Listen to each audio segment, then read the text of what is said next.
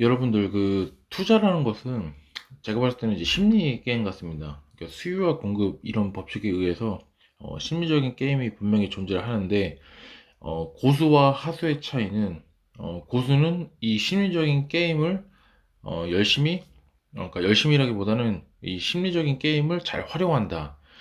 게임 체인저로서 룰을 정확히 이해하고 그 룰을 정확히 간파해서 심리적으로 잘 접근한다. 그렇게 지금 볼 수 있을 것 같고, 하수들의 특징은 제가 봤을 때는 그냥 열심히 한다.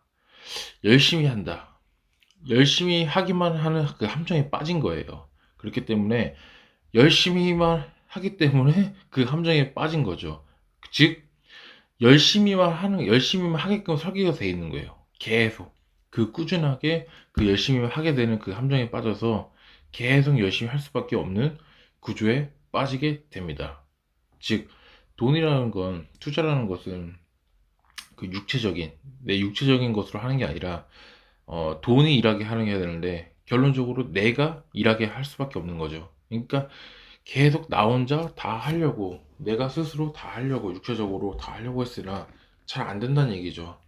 결론적으로 이런 심리에 대해서, 그러니까 수요와 공급, 이런 심리에 대해서 잘 파악을 해야만 할 수 있습니다.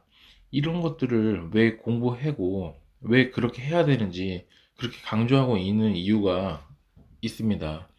어차피 이 가격도 그렇고, 이 간성의 법칙에 따라 가격도 떨어지면 다시 올라가고, 올라가면 다시 내려가고, 그렇게 이제 본래의 위치에 다시 이제 어느 정도 찾아가게끔 돼 있고 설정이 돼 있거든요. 예를 들어서 이제 부동산 투자를 한번 말씀드려 볼게요. 첫 번째, 그냥 수요와 공급의 법칙에 의해서 누구나 다 아는 겁니다. 어떤 거냐면 그냥 대중적으로 활용되는 방법이에요. 자, 공급이 부족되는 예상되는 지역에 투자하는 것입니다. 간단하죠. 그냥 신축이 공급이 부족한 지역이 그런 요즘 데이터들 월별 하나로 돼 있으니까 그런 지역들을 발굴하는 겁니다. 그래서 신축이 공급이 부족한 데들, 앞으로 향후 2, 3년간 공급이 부족할 것 같다. 그런 곳에 투자를 할 수밖에 없는 겁니다. 간단합니다. 공급이 부족한 지역은 수요와 공급의 원칙에 따라 가격이 올라갈 수밖에 없습니다. 정확히 우상향인 거죠. 어차피 민간 건설사들도 2인 추구의 목적에 따라서 어차피 미분양이 날 것 같으면 짓지 않는 거거든요. 거기에 대한 사업성이 없기 때문에. 그렇기 때문에 여러분들은 그런 것에 대해서 첫 번째, 그런 수요와 공급이 부족한 지역에 내가 투자하는 지역에 맞다. 그렇게 보시면 될 것 같습니다. 두 번째는 복리의 마법. 그러니까 복리를 잘 활용할 수 있는 것이 투자에서 굉장히 중요합니다. 시간의 흐름에 따라 돈이 눈덩이처럼 불어나는 것을 말하는 건데, 이게 똑같이 1억이라는 금액을 매년 10%라는 수익률을 얻는다고 하면 1년 후에는 1.1억, 5년 후에는 1.6억, 10년 후에는 2.6억 수준이지만, 이게 20년, 30년, 50년, 100억 후에는 어마어마한 시간이 지날수록 기하급 수준으로 불어납니다. 그래서 이제 복리의 중요성을 강조한 워렌 버핏 같은 경우는 그가 이룬 순 자산이 약 한 845억 달러 정도 되는데, 3억 달러를 제외하고는 거의 대부분이 842달러가 50세 생일 이후에 축적된 것이라고 합니다. 어쨌든 복리 마법을 활용하려면 이 두 가지의 전제 조건이 필요한데요. 첫 번째, 오랫동안 투자를 계속 병행을 해야 됩니다. 두 번째, 손실 없이 꾸준한 수익을 올려야 됩니다. 이게 지금 굉장히 중요합니다. 부동산 투자에 적용을 해보면은 나의 주관 없이 남들이 좋다고 하는 투자, 막연히 이거 좀 큰돈이 될 것 같은 투자, 그 다음에 위험성 높은 투자 등을 반복하면 이게 제가 봤을 때는 불가능할 것 같습니다. 뭐 비록 운 좋게 한두 번은 큰 수익을 낼 수 있을지 몰라도 시장의 흐름이 하락장으로 바뀌는 순간 돌이킬 수 없는 큰 손실, 뭐 천만 원, 억대 뭐 이런 식으로 큰 손실을 볼 가능성이 크고, 이익에 대한 만족감보다 손실에 대한 상실감을 너무 크게 느낀 거예요. 너무 크게 느낀다면 한 번이라도 큰 손실을 본 투자자는 다시는 부동산 투자에 발을 들이지 못할 가능성이 굉장히 높습니다. 왜? 공포감과 그런 위축, 우울감, 이런 부분이 좀 어마어마하거든요. 그래서 저는 이제 계속 그 복리 마법을 활용한 두 가지 방법을 또 말씀드릴게요. 오랫동안 투자해야 되고 손실 없이 꾸준한 소익을 올리는 것. 이게 굉장히 중요한 겁니다. 그 조금이라도 계속 잃지 않은 투자를 반복하다 보면 비록 늘 그 대박을 칠지는 아니하더라도 꾸준한 수익을 얻을 수 있는 그런 저평가된 부동산에 계속적으로 복리를 활용해서 투자하는 것입니다. 그래서 이런 것들이 굉장히 중요합니다. 이게 어떠한 상황 속에서도 확신 있는 주관, 그러니까 나의 기준으로 인해 조급함도 없고 안정적으로 단단하면서 그런 하지만 여유 있게 마음가짐으로 투자를 계속 이어갈 수 있습니다.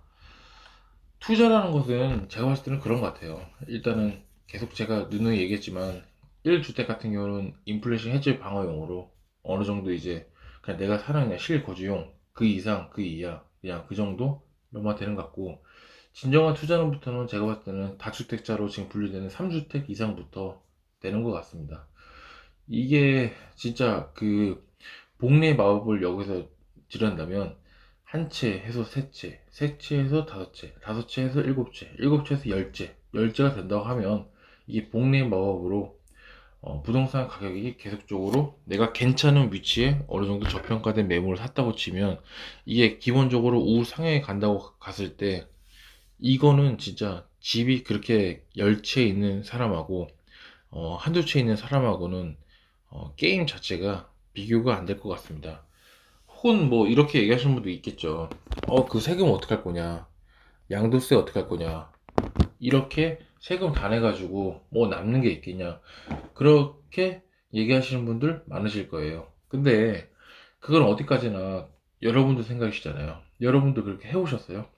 안 해보셨잖아요. 근데 안 해보셨는데 여기 뉴스에 나오고 사람들이 그렇게 얘기하니까 세금 나와서 뭐 남는 게 없다 그렇게 말씀들 하시는 거잖아요. 어떻게 하시는지 여러분 모르시잖아요. 그리고 실질적으로 다주택자 분들 통계적으로 보면 기본적으로 뭐 두 채, 세 채 이렇게 갖고 오신 분도 계시지만 전체적으로 많은 숫자를 갖고 온 분들이 많아요. 근데 그분들이 왜 숫자를 계속적으로 줄이는 게 아니라 오히려 더 증가를 시키고 있습니다. 예를 들면 세 채인 사람이 네 채로 늘리고 네 채인 사람이 다섯 채로 늘리고 계속적으로 숫자를 늘리고 있다는 얘기예요. 계속적으로 공시지가 1억이야도 마찬가지입니다.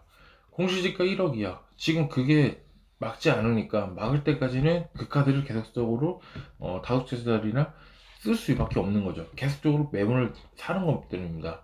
그래서 여러분들은 이런 것도 좀 잘 생각을 하셔야 돼요. 투자 심리 법칙에 의해서 지금 이사 대책으로 나온 게 뭡니까? 지금 사람들이 뉴스에서 나오는 것들이 빌라 투자 하지 마라.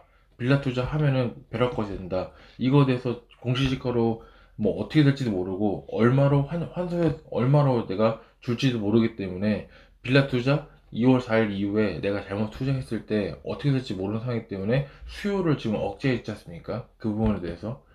그러면은 만약에 내가 서울에서 집을 사고 빌라를 살 수밖에 없는 상황인데 서울의 아파트는 비싸고 빌라를 살 수밖에 없는 상황이 됐어요. 그 빌라를 살 수밖에 없는 상황이 됐는데 그럼 그 사람들이 서울에 집은 못 사고 빌라도 못 사게 되고 그럼 그분들이 어떻게 가겠습니까? 어디로 가겠다는 거죠. 그거 뭐 경기도로 갈지 어디로 갈지 그런 것들 여러분들 그 사람들 전세나 그 사람들 수요자의 심리를 좀 파악을 하는 게, 그게 있어서 그게 파악이 됐다면 내가 어떤 지역에 어떤 모습으로 어떤 행태로 투자를 했는지 그런 것들도 이제 왁구가 짜지는 거죠.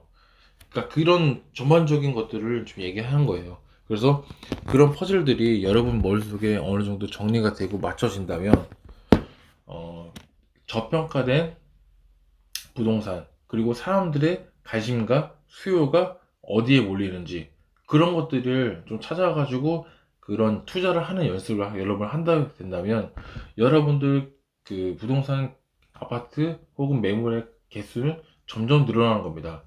저는 거의 안 팔아요. 거의 안 팔고 계획적으로 좀 사서 이제 모으는 추세입니다.